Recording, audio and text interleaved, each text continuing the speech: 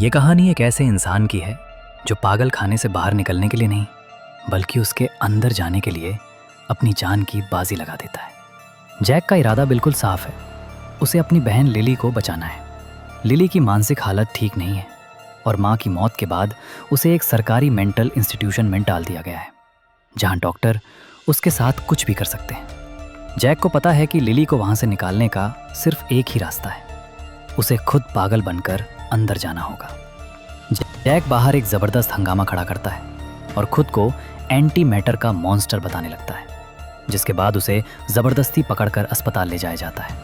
वहाँ उसकी मुलाकात डॉक्टर ज्ञानेटी से होती है, जो जैक की बातों से प्रभावित होकर उसे जैक नाम दे देते हैं और उसे वार्ड में शिफ्ट कर देते हैं। अस्पताल का माहौल किसी डरावने सपने जैसा है। जैक को पता चलता है कि उसका पड़ोसी कोई मामूली मरीज नहीं बल्कि मार्क गिबन है, एक ऐसा कातिल जिसने कई लड़कियों की जान ली थी।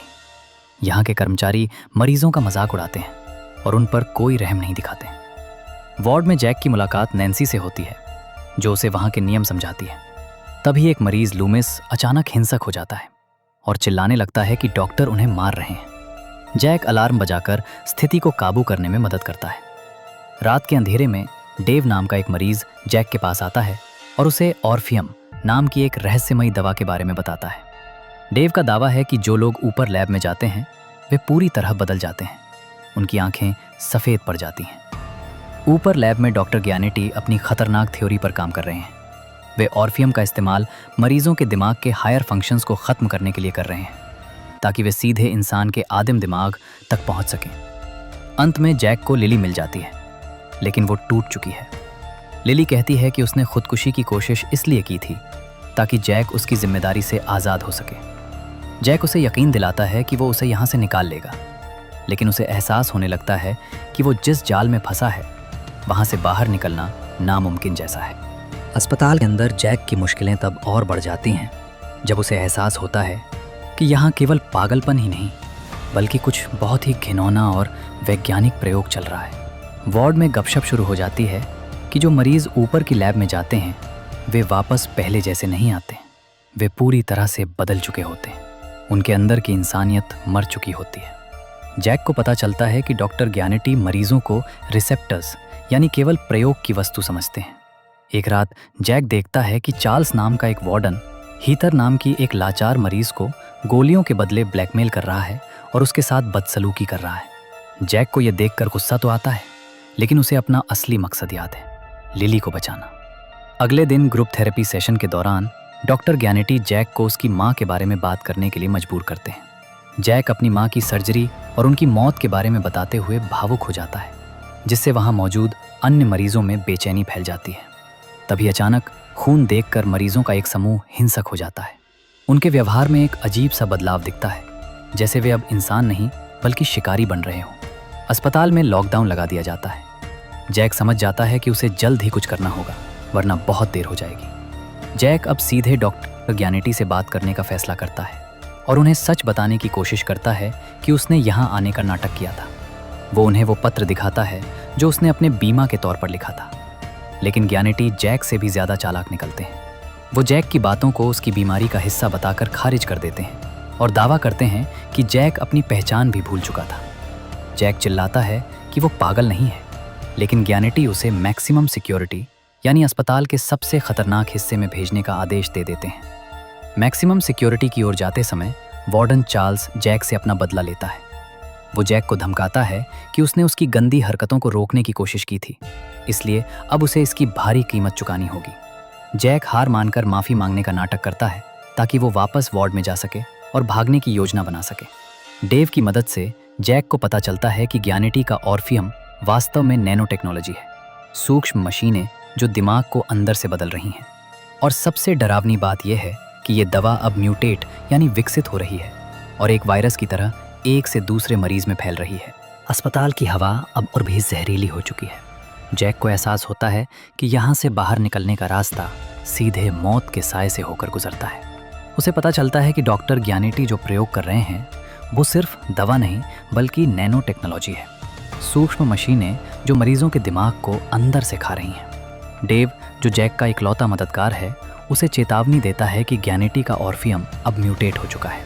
ये एक वायरस की तरह फैल रहा है जो इंसानों को बिना दिमाग वाले हिंसक दरिंदों में बदल रहा है। एक रात जैक चोरी छिपे लिली के पास पहुंचता है। लिली की हालत देखकर उसका दिल दहल जाता है। वो खौफ में है और बताती है कि रात के सन्नाटे में उसे गलियारों से चीखें सुनाई देती हैं। जैक वादा करता है कि वो उसे आज रात ही यहाँ से निकाल लेगा, लेकिन तभी एक भयानक मंजर सामने आता है। अस्पताल का सबसे खतरनाक कैदी हीदर को अपनी हवस का शिकार बनाने की कोशिश करता है, लेकिन ज्ञानेटी के प्रयोग ने उसे कुछ और ही बना दिया है। वो इंसान नहीं रहा, वो एक भूखा जानवर बन चुका है। वो हीदर को बचाने आए गार्ड पर हमला कर देता है और उसे जिंदा खाने लगता है। पूरे अस्पताल में भगदड़ मच जाती है। ऑर्फियम के मरीजों की आंखें सफ़ेद पड़ चुकी हैं और वे किसी भी जीती जागती चीज़ पर हमला कर रहे हैं। जैक, लिली और डेव इस पागलपन के बीच फंस जाते हैं। उन्हें समझ आता है कि अस्पताल अब एक सुरक्षित जगह नहीं बल्कि एक कसाई खाना बन चुका है। डॉक्टर ज्ञानेटी इस तबाही को रोकने के बजाय इसे करीब से देख रहे हैं, जैसे कि ये उनके प्रयोग की सफलता हो। जैक को ज्ञानेटी की लैब तक पहुंचना होगा ताकि वो मुख्य दरवाजे की चाबियां हासिल कर सके। रास्ते में उसे नर्सेज और वार्डन्स की लाशें मिलती हैं, जिन्हें उन्हीं मरीजों ने फाड़ डाला है जिनका वे कल तक इलाज कर रहे थे। नर्क का दरवाज़ा खुल चुका है और अब जैक के पास सिर्फ 2 रास्ते हैं, या तो वो इस वायरस का शिकार बन जाए या फिर अपनी बहन के साथ इस खूनी भूल भुलैया से बाहर निकले। अस्पताल के अंदर अब मौत का नंगा नाच शुरू हो चुका है। ऑर्फियम के कारण मरीज इंसानों से खूंखार जानवरों में बदल चुके हैं और पूरे वार्ड में खून की नदियां बह रही हैं। जैक, लिली और डेव के लिए अब हर सेकंड कीमती है। जैक को पता चलता है कि नर्स नैन्सी को भी लूमिस ने काट लिया है और उसकी आंखों में भी वो भयानक सफ़ेद चमक आने लगी है। वायरस उसे भी अपना शिकार बना रहा है। अस्पताल का सुरक्षा सिस्टम पूरी तरह से लॉक हो चुका है, जिससे बाहर निकलने के सारे रास्ते बंद हैं। जैक और उसके साथी किचन के रास्ते भागने की कोशिश करते हैं, जहां उनका सामना उन मरीजों से होता है जो अब केवल ताज़ा मांस के भूखे हैं। इसी बीच जैक को डॉक्टर ज्ञानेटी की असली क्रूरता का पता चलता है। उसे ज्ञानेटी के ऑफिस में एक ऐसी चीज़ मिलती है जो किसी डॉक्टर के पास नहीं होनी चाहिए, एक खंजर, जिससे साफ है कि यहाँ इलाज नहीं बल्कि कत्लेआम हो रहा था। नर्स हेंडरसन, जो कल तक मरीजों पर रौब झाड़ती थी, अब खुद एक शिकार बन चुकी है और उसकी लाश को देखकर लिली की चीख निकल जाती है। जैक को समझ आता है कि ज्ञानेटी ने अस्पताल के नीचे एक गुप्त रास्ता बनवाया था ताकि वो ज़रूरत पड़ने पर खुद बच सके, लेकिन वहां तक पहुंचने के लिए उन्हें वापस उसी मैक्सिमम सिक्योरिटी के नर्क से गुजरना होगा, जहां सबसे हिंसक और म्यूटेट हो चुके मरीज खुले घूम रहे हैं। जैसे जैसे वे आगे बढ़ते हैं, जैक का सामना उस वार्डन चार्ल्स से होता है जिसने उसे टॉर्चर किया था। लेकिन अब चार्ल्स बदला लेने की हालत में नहीं है, बल्कि वो खुद मौत की भीख मांग रहा है। नर्क की इस गहराई में पहुंचकर जैक को एहसास होता है कि यहाँ से बाहर निकलने का मतलब सिर्फ भागना नहीं, बल्कि डॉक्टर ज्ञानेटी के इस शैतानी साम्राज्य को जड़ से खत्म करना है। अस्पताल अब पूरी तरह से एक कत्लगाह में बदल चुका है, जहाँ बिजली गुल है और हर कोने में म्यूटेट हो चुके मरीज शिकार की तलाश में हैं। जैक, लिली और डेव के पास भागने का केवल एक ही रास्ता बचा है, 4थी मंजिल पर मौजूद लॉन्ड्री शूट, जो उन्हें सीधे डॉक्टर ज्ञानेटी की लैब तक ले जा सकता है। लेकिन वहां पहुंचने का मतलब है फिर से उसी मौत के साए में कदम रखना। रास्ते में उनका सामना नर्स हेंडरसन से होता है, लेकिन वो अब मदद के लिए नहीं बल्कि हमला करने के लिए खड़ी है। वायरस ने उसे पूरी तरह से बदल दिया है। जैक और डेव मिलकर उसे रोकने की कोशिश करते हैं, लेकिन तभी पीछे से म्यूटेटेड मरीजों का एक पूरा झुंड उन पर हमला कर देता है। इस भगदड़ में जैक को एक बहुत ही कठिन फैसला लेना पड़ता है। उसे नर्स नैन्सी को वहीं छोड़ना पड़ता है, क्योंकि उसे भी संक्रमण हो चुका है और वो अब उनके लिए खतरा बन रही है। नैन्सी अपनी आखिरी सांसों में जैक से विनती करती है कि वो उसे उन दरिंदों जैसा न बनने दे, और जैक को एक भारी दिल के साथ उसे खत्म करना पड़ता है। जैसे ही वे लॉन्ड्री शूट तक पहुंचते हैं, ज्ञानेटी के सुरक्षा तंत्र की आखिरी दीवार उनके सामने आती है। डेव, जो अब तक डरपोक बना हुआ था, अपनी जान जोखिम में डालकर जैक और लिली के लिए समय खरीदता है। वो अकेले ही उन म्यूटेटेड मरीजों को उलझाए रखता है ताकि जैक और लिली ऊपर लैब की ओर बढ़ सकें। लैब के अंदर पहुंचते ही जैक को डॉक्टर ज्ञानेटी मिलते हैं, जो अभी भी अपनी रिसर्च में डूबे हुए हैं। ज्ञानेटी को अपनी गलती का कोई पछतावा नहीं है। उनके लिए ये सब विज्ञान की प्रगति का एक हिस्सा है।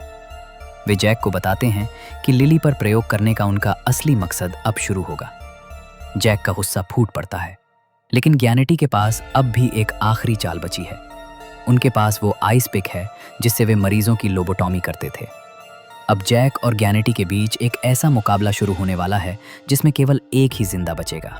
लैब के अंदर का नज़ारा किसी डरावने सपने से कम नहीं है।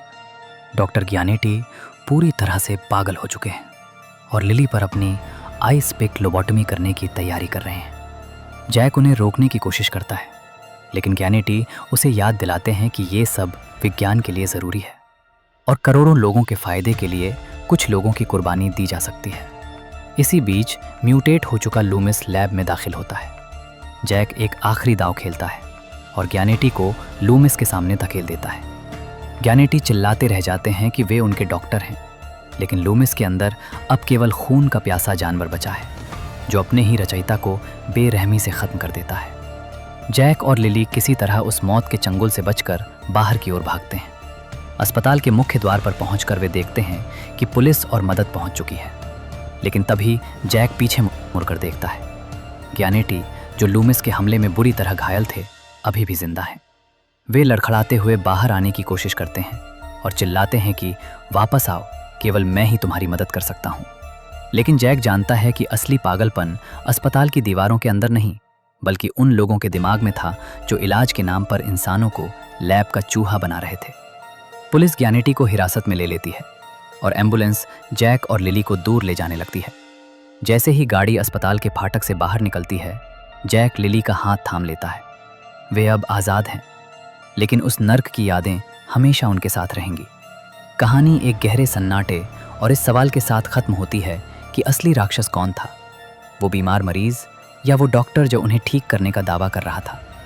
फिल्म हमें ये सोचने पर मजबूर कर देती है कि जब विज्ञान नैतिकता की सीमाएं लांघ जाता है तो इंसान और जानवर के बीच का फ़र्क ख़त्म हो जाता है।